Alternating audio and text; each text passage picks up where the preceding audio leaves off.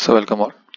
As we discussed in the previous class about the bending of curved beams, today we are going to solve a problem.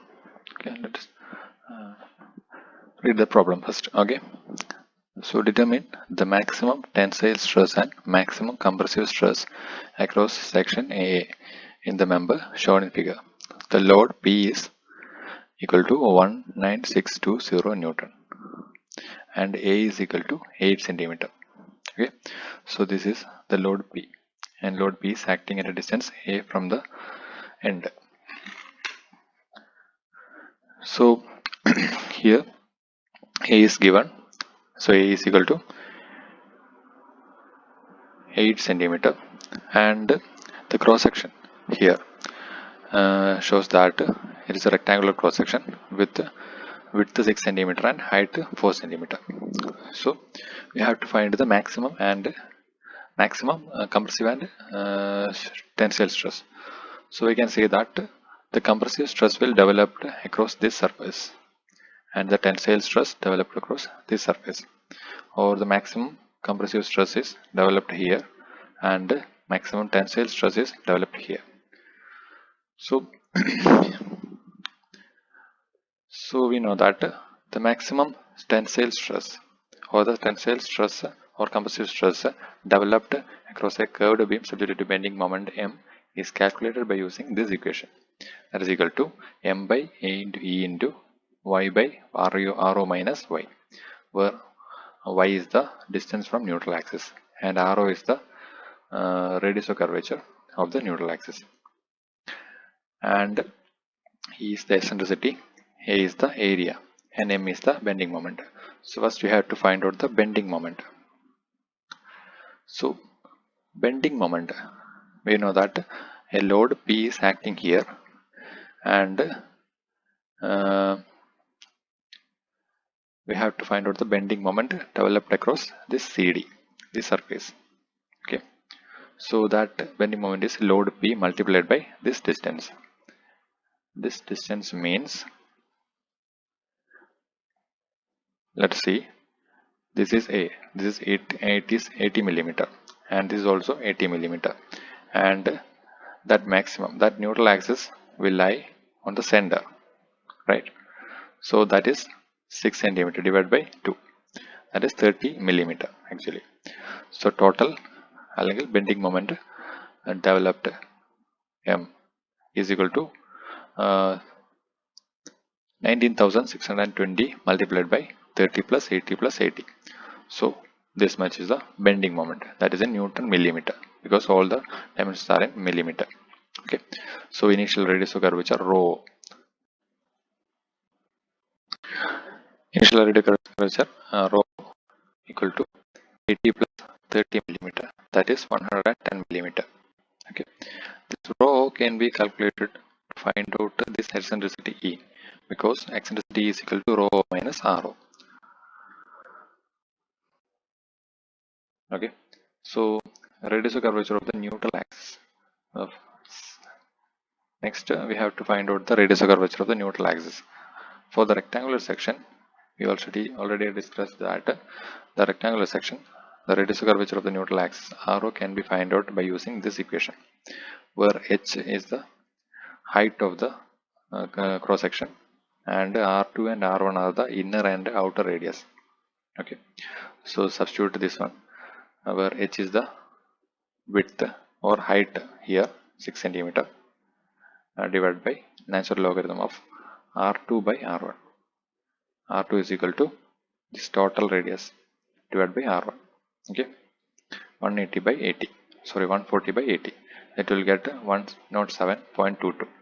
Okay, so this is the radius of curvature of the centroidal axis, and the distance between the radius of curvature of centroidal axis with the neutral axis is equal to eccentricity E. So eccentricity is equal to 2.78 millimeter. So we already find out E and M. And then next we have to find out the area.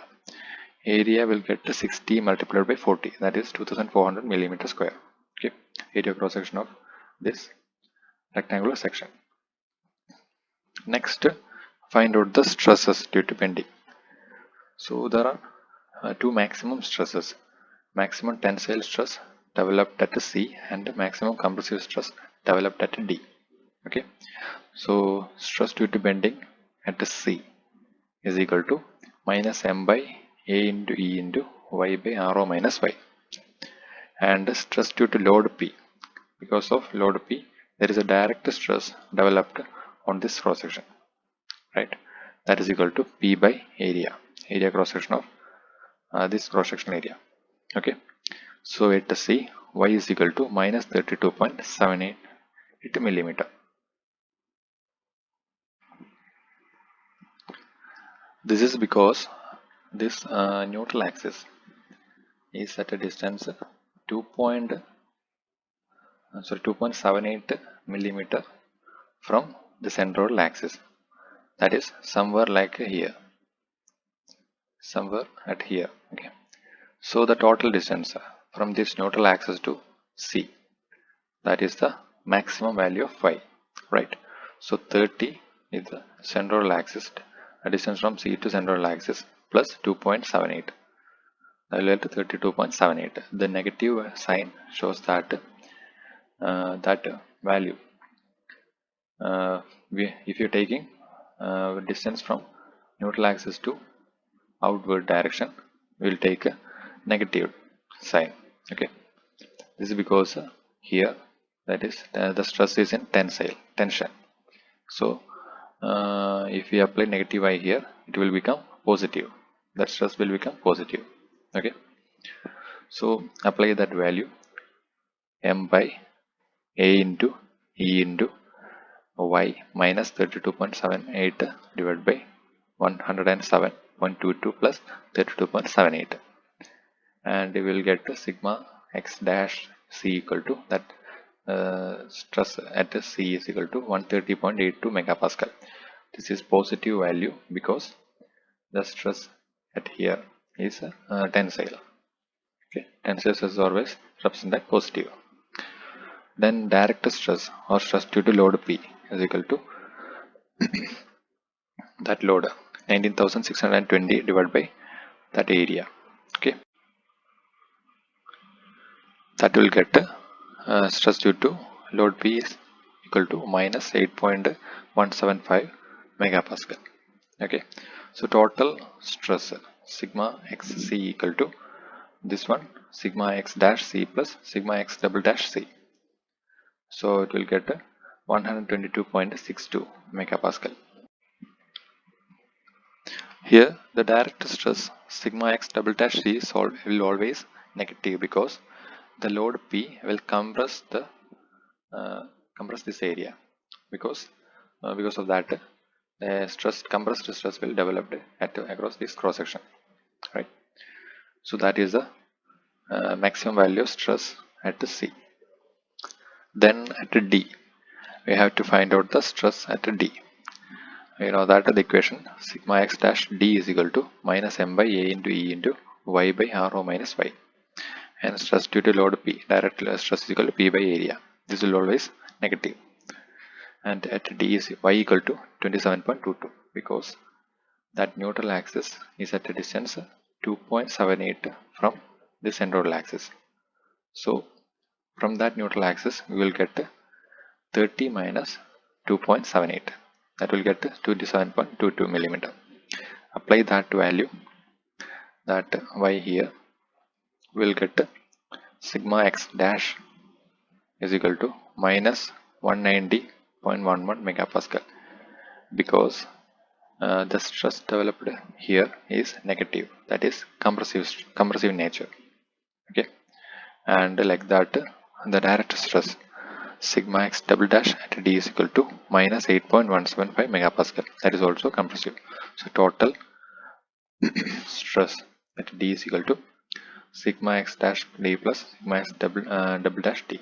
This is double dash, and that is minus 198.3. This is negative values here because this is negative. I forgot to mention it here. So this is negative, and that is 1 minus 198.3 megapascal. The magnitude is my 198.3, and negative shows that it is compressive in nature. So that's it.